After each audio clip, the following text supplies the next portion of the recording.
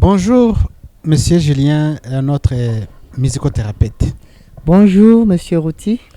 Je suis ravi de vous recevoir dans les émissions de Teilim FR. Je rappelle aux téléspectateurs que Teilim signifie psaume et on est ici pour parler de la musicothérapie, de la psychothérapie avec la Bible. Parce que Ésaïe 61, verset 1er dit que la prophétie disait que l'Esprit de Dieu est sur moi et il m'a oint pour guérir les gens qui ont le cœur brisé. Et quand Jésus était jeune, on lui a donné le livre d'Ésaïe et quand il a lu, il a dit c'est cette prophétie qui est maintenant réalisée. C'était écrit en Luc chapitre 4 verset 18. Maintenant, la question est de savoir, est-ce qu'il faut qu'un chrétien soit traité s'il a un problème psychologique? Est-ce qu'il faut qu'un chrétien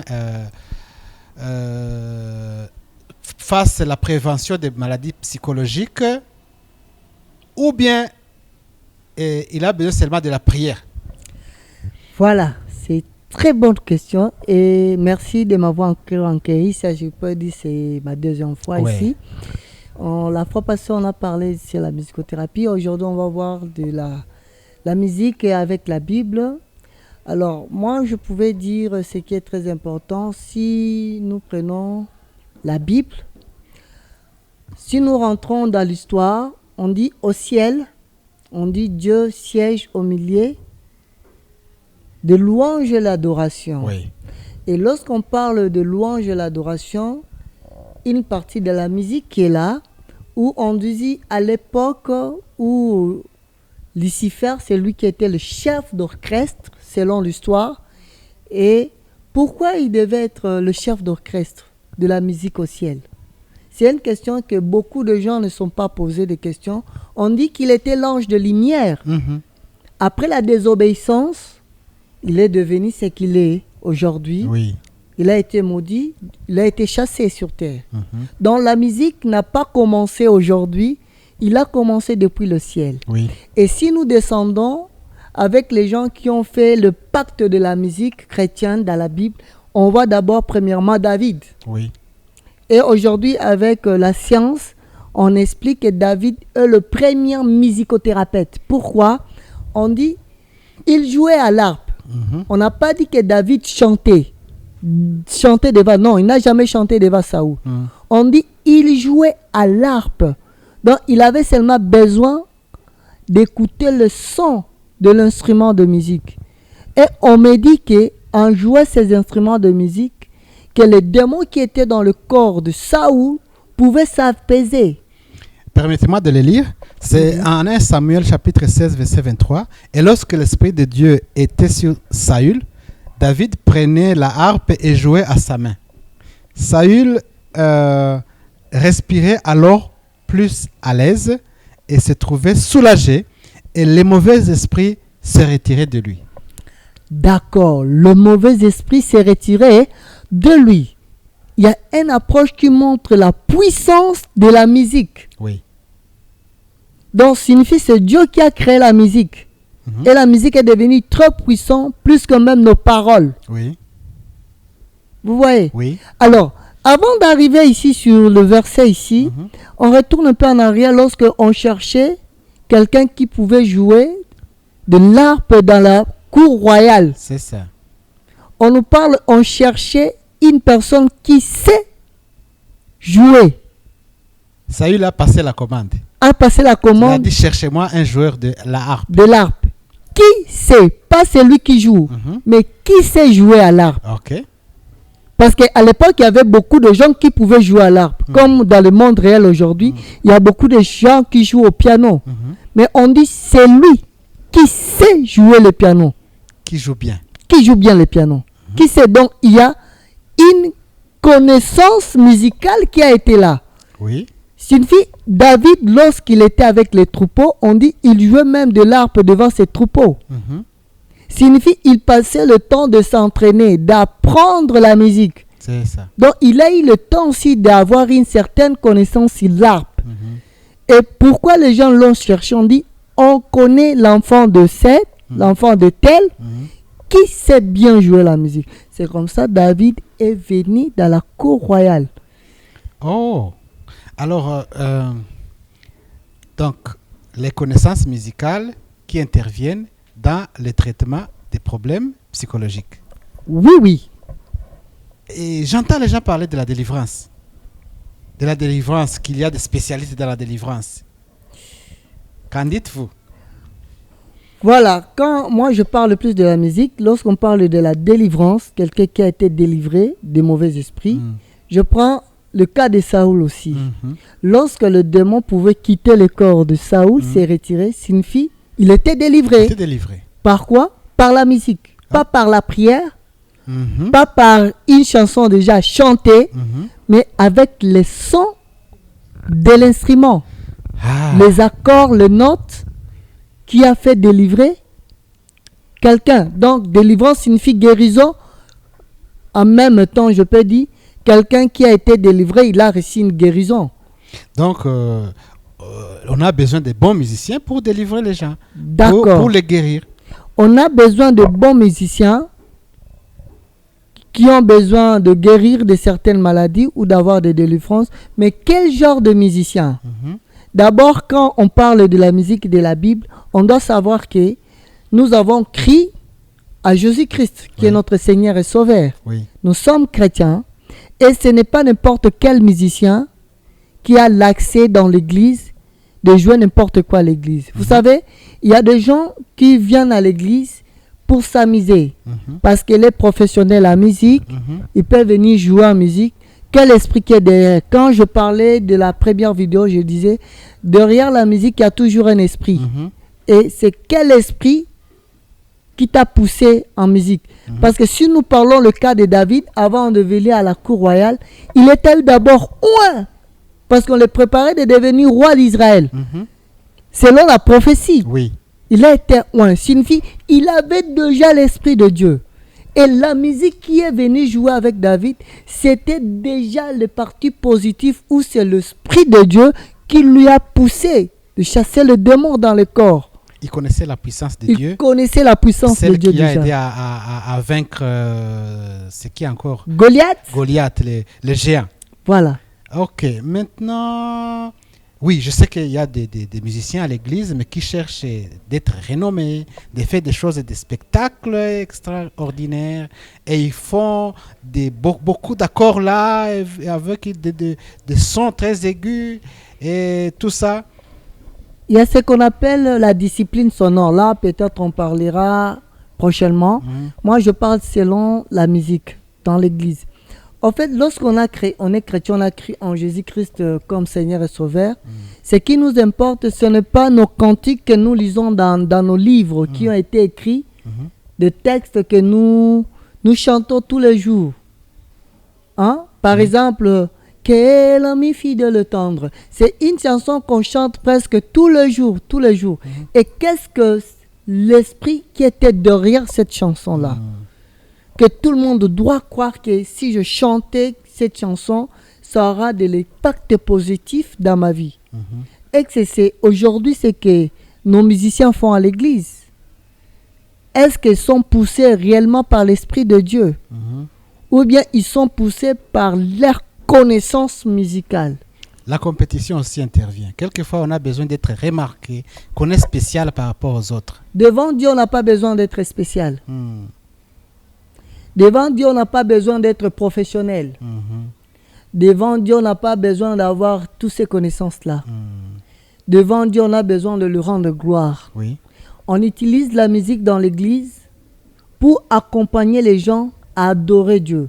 Parce que la Bible nous dit que les vrais adorateurs m'adoreront en esprit et en vérité. Quel esprit et quelle vérité? Et alors, à ce point-là, est-ce que les musiques de grande qualité qu'on peut apprendre des musiciens séculaires n'aident pas les gens à jouer bien à l'église? C'est pas ça, vraiment. Je suis pas d'accord. Vous savez, la musique, c'est comme toute autre science. Lorsque vous êtes médecin, vous êtes censé de soigner le malade. Il y a des chirurgiens, il y a des orthopédistes, il y a beaucoup de genres, des sortes de médecins. C'est la science qu'ils ont étudiée, n'est-ce pas? Oui. Mais ils sont chrétiens, ils ont créé à Dieu. Même si ils pouvaient traiter les maladies, ils savent que celui qui est au-dessus de tout, c'est d'abord Dieu. Et nous, dans l'Église, nous devons comprendre ça. Okay. On peut avoir une certaine... On apprend la musique, d'avoir cette connaissance musicale-là pour nous aider dans l'Église, comment nous maintenir, comment respecter les règles de la nature. On ne peut pas jouer la musique comme le veut, parce que le Saint-Esprit te dit, tu dois devenir musicien, il faut jouer. Il y a des fois dans l'église, lorsque quelqu'un joue la musique à l'église, il chante, il dit, ah, c'est comme si, ah, il n'y a pas la connexion dans la musique ici, je ne sais pas, ça ne me pousse pas à prier même s'ils sont là. Donc, le chrétien qui sont là, bien sûr, la connaissance musicale qui est très importante, parce que même nos pasteurs, on les envoie d'aller faire le titre de la Bible, la théologie. S'il n'y avait pas la théologie, tout le monde pouvait devenir pasteur. Tout le monde pouvait prêcher. Mais pourquoi on met la théologie? C'est parce que nous devons connaître les Écritures. C'est comme ça en musique. On ne peut pas chanter quelque chose qu'on ne connaît pas. On doit d'abord connaître la source de la musique, de faire la connaissance et amener ça maintenant en Dieu, d'utiliser cette musique-là devant Dieu, pour le Seigneur. Il y a des gens qui ont beaucoup de problèmes actuellement, la culpabilité, la honte, la tristesse, la dépression, la colère, le stress. Comment on peut aider les hommes de Dieu, comment on peut aider les gens à approcher les musicothérapeutes? Vous savez, Jésus il nous a laissé quelque chose de très important. Il nous a dit, vous imposerez les mains aux malades et les malades seront guéris. Pour moi, si on me dit d'imposer ma main sur le malade, je vois ma musique. Le pacte de la musique, c'est la personne. Je peux dire quelqu'un qui est malade, il vient à l'église pour trouver la solution, n'est-ce pas, sur tel problème auquel il ne peut pas te dire, ni dire à l'église, ni dire au pasteur. Alors pour moi, étant un adorateur de Dieu, je dois faire mon effort que la musique que je vais jouer, que je dois transformer comme David lorsqu'il jouait l'harpe et les démons quittaient le corps de Saoul. J'utilise maintenant la musique comme médicament. C'est ça. À de certains problèmes. Les accords que je joue, la mélodie que je crée, ce n'est pas pour faire plaisir aux gens de l'église, mais peut-être pour guérir un fidèle qui est venu désespéré, traumatisé, pas pour apaiser sa conscience, pour qu'il puisse avoir la guérison. La musique aussi peut guérir, peut délivrer. Un conseil, parce que je vois les gens qui ont des problèmes psychologiques, de dépression et tout ça, qui pleurent, et ils se confient aux médias sociaux. Je vois des gens qui se confient aux médias sociaux quand ils ont la tristesse, la colère et la dépression. Ils disent j'ai été maltraité par ma famille, ma femme, mon père, mon beau-père, et ils disent des choses très graves comme pour se libérer. Est-ce qu'il y a une solution vraiment avec ça? Il y a des solutions, oui.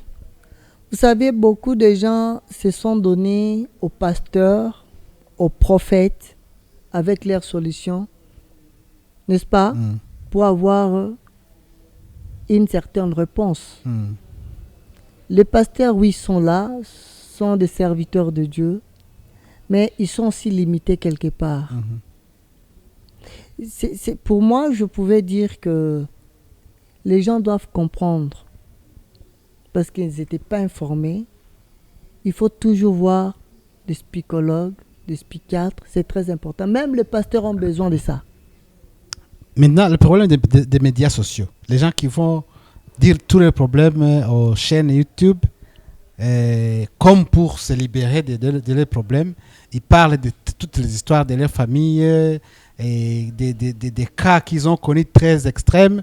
Est-ce qu'ils trouvent les solutions avec la divulgation des informations Mais il n'y a pas intimes? de solution là-bas.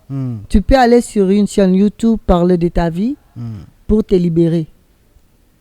Mais tu n'es pas toujours guéri, tu es toujours malade. Ce n'est pas la solution d'aller sur YouTube, parler de tes problèmes pour te libérer. Peut-être tu verras dans les commentaires, les gens vont te répondre dans les commentaires. Et ce n'est pas tous les commentaires qu'on pouvait lire, pouvait avoir. Ce qui est simple, il ne faut pas suivre aussi les réseaux sociaux à la loupe, parce que ça détruit aussi beaucoup de générations. Quels sont les conseils que vous suivez dans certains médias, dans certaines plateformes de réseaux sociaux? C'est mieux de chercher des professionnels dans ce domaine-là pour vous aider. J'ai vu d'autres quand ils exposent leurs problèmes. Ils pensent qu'ils seront bien et c'est maintenant qu'ils trouvent d'autres attaques et c'est à ce moment-là qu'ils sont plus invités par les gens qui cherchent de l'argent avec leurs médias sociaux. Ça devient maintenant perpétué et plus tard on commence à regretter parce que c'est connu par tout le monde et les choses déjà qu'on ne peut plus ramener et retirer de la population. Avec les réseaux sociaux, on peut définir ça. Oui, il y a certains conseils. Mais je peux dire que c'est plus le business. Il y a des gens qui viennent aux réseaux sociaux. Lui, il n'a pas besoin de tout ce qu'il fait. Lui, il a besoin de business. Combien de views? Combien d'abonnés? Oui. Il a combien? Après quelque temps, YouTube va lui payer combien par mois? Donc, il peut faire n'importe quoi, de certains mensonges comme il veut. Mais moi, je vous rassure, il faut bien vous informer. Dans le pays où vous vous trouvez, comme nous, peut-être on est ici à Kigali, au Rwanda, moi, je peux demander de contacter des professionnels dans ce domaine-là. Oui.